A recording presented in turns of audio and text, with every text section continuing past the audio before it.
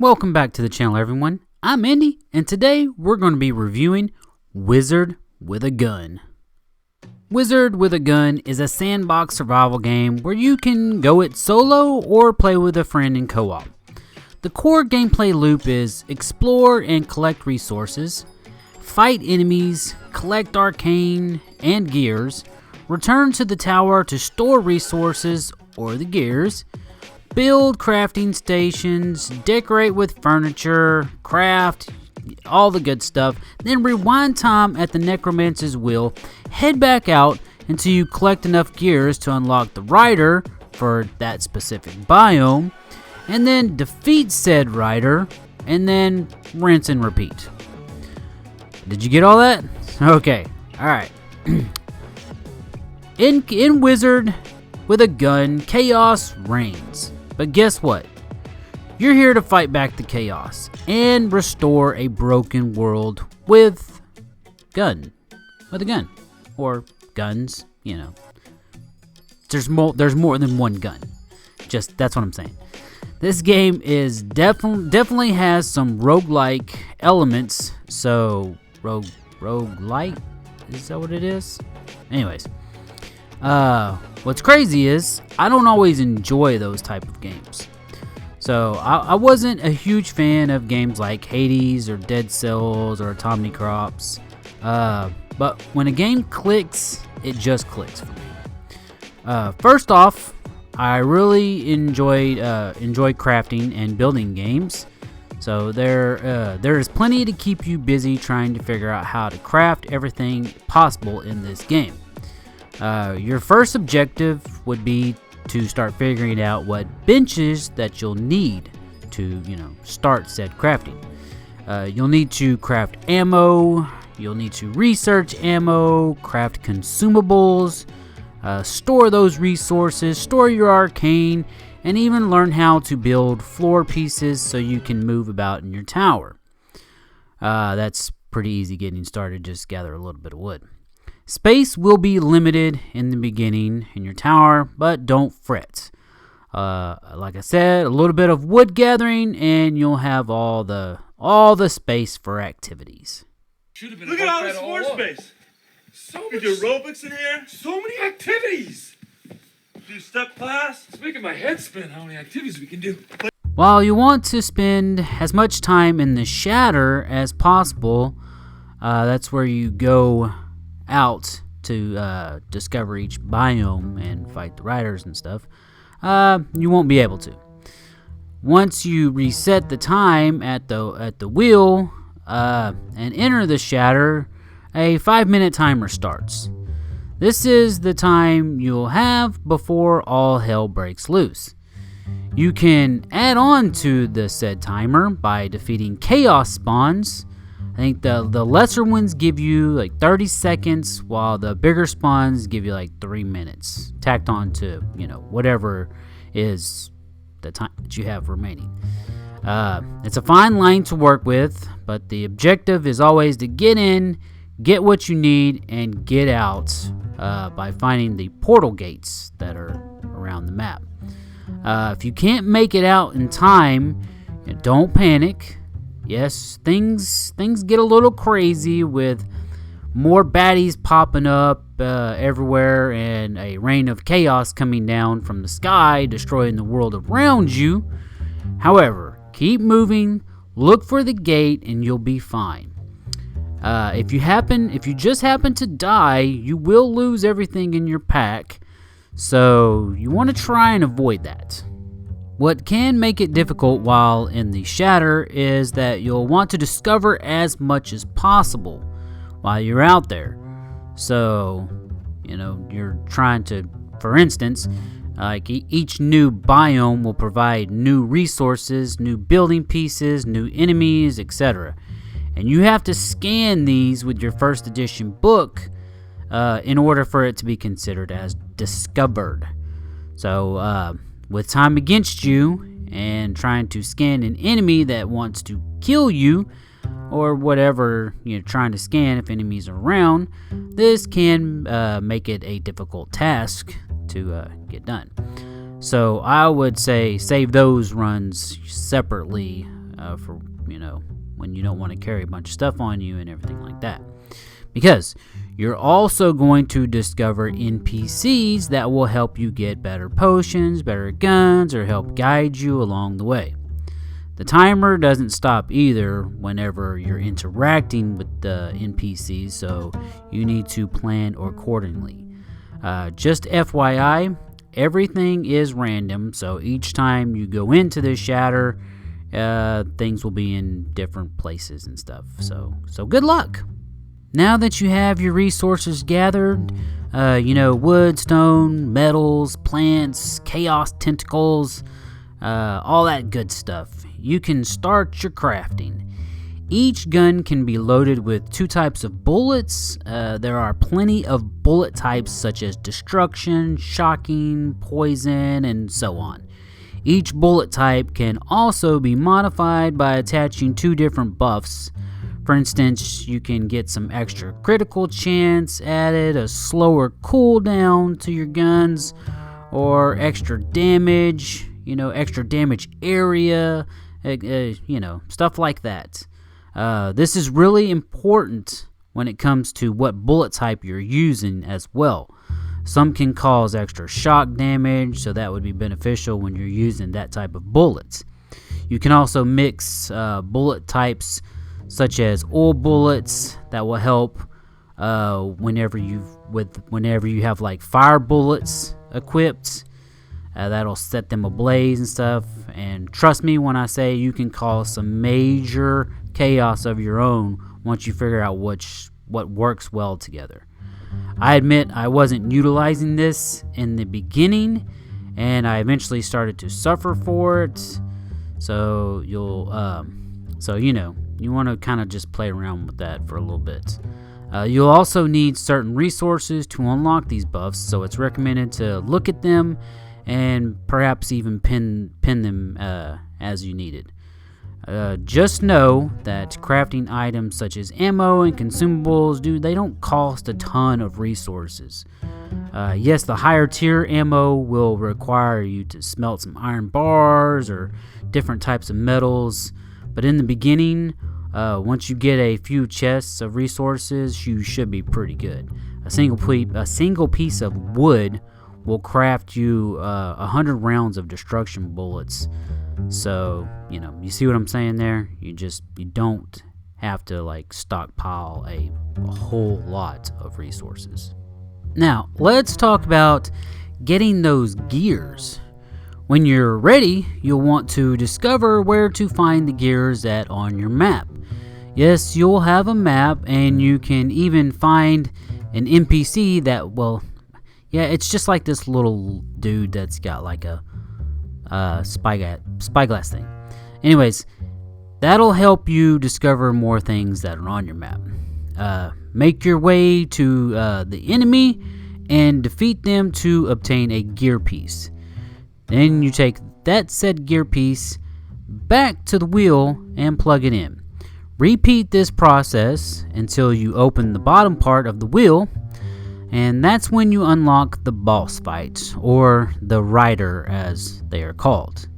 Defeating them will unlock a new biome. Each biome can be accessed, and each rider can be defeated again and again.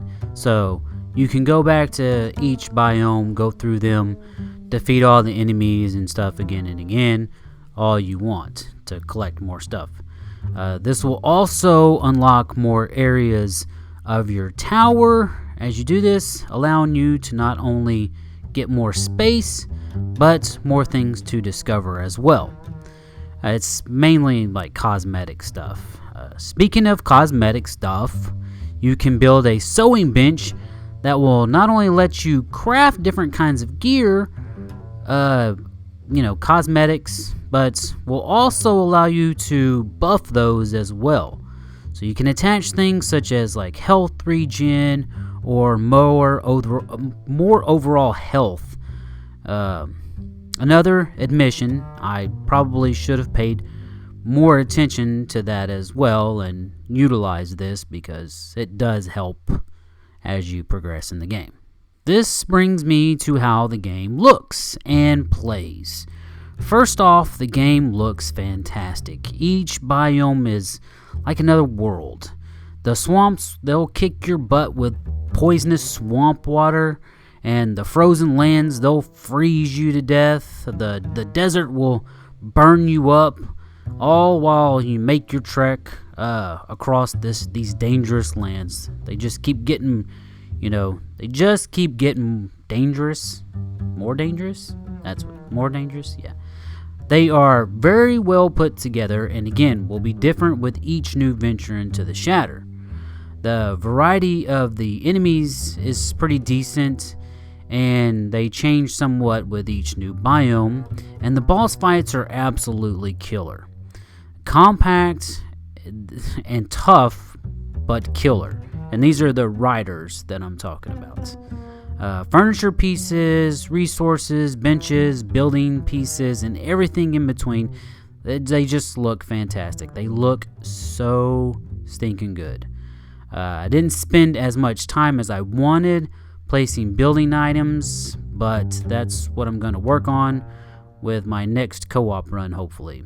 No, I wasn't able to do a co-op run yet, but that's because the devs advised to wait until the official release to work on some, to actually access the co-op part of it.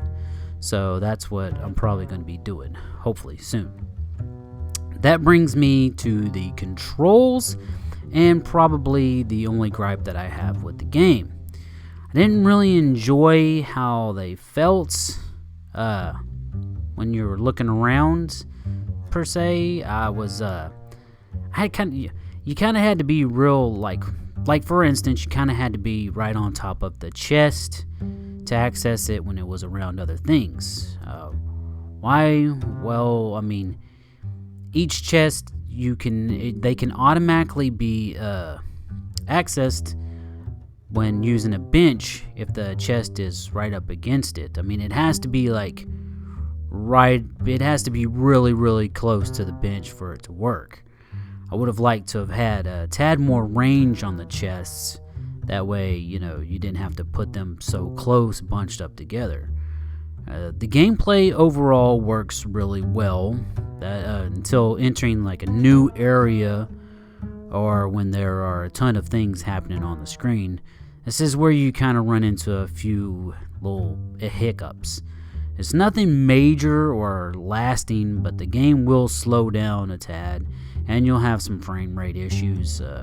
Again, it's pretty minor, but it is there. You will experience it. And here is my biggest problem that I had, though. While the controls do work great most of the time, I had an issue with the game switching from my gun to the first edition book. At first I thought it was my controller, so I switched that out, and that didn't fix it. So it just kept happening. And it happened mainly during like boss fights and stuff, like bigger fights. Normally when I was just out in the world, it didn't happen. It was just weird. I didn't understand it. I mean, and that includes like the boss fights that you are when you're trying to get the gears from those fights as well. It was frustrating because it actually got me killed during my first boss fight, so that was not cool. I don't know why it happens, and I've tried to run through and see if it was like a user error, like I was doing something wrong, but I still don't know why it's happening. And it was still happening up until last night. It was still happening to me. So I'm hoping like during the co-op parts of me playing it, that I'll be able to ask my co-op partner if they're experiencing the same thing. So all in all, though, my experience outside of that with the controls and the gun and the feel of the guns and everything, it was pretty great.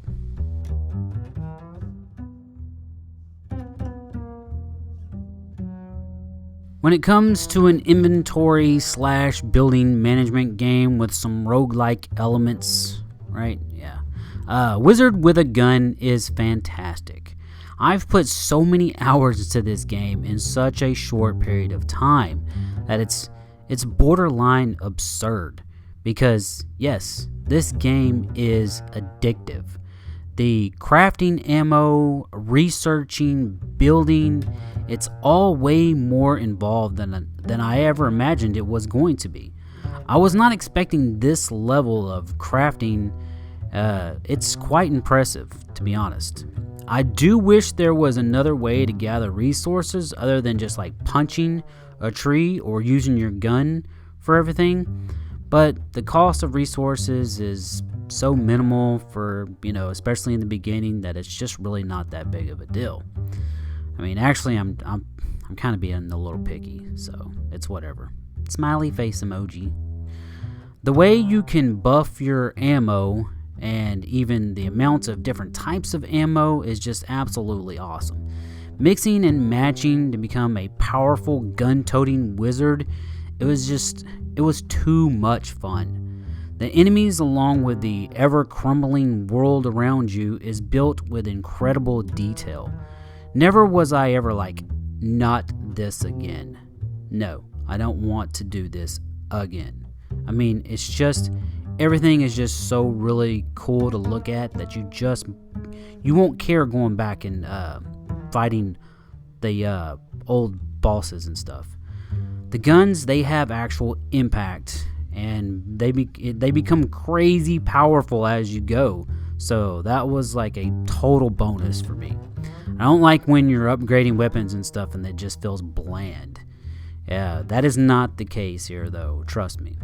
I was surprised how involved this game actually is, and I'm sure I'm leaving something out, but that's just a testament to how good it is and how much stuff is in this game. The gameplay loop is stupid addicting, and quite honestly, all I want to do is put on my wizard hat, grab my gun, and head back out into the Shatter.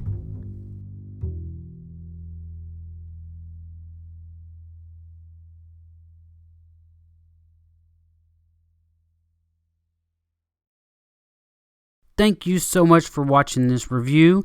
If you enjoyed it, please give it a big thumbs up. I enjoyed this game very, very much.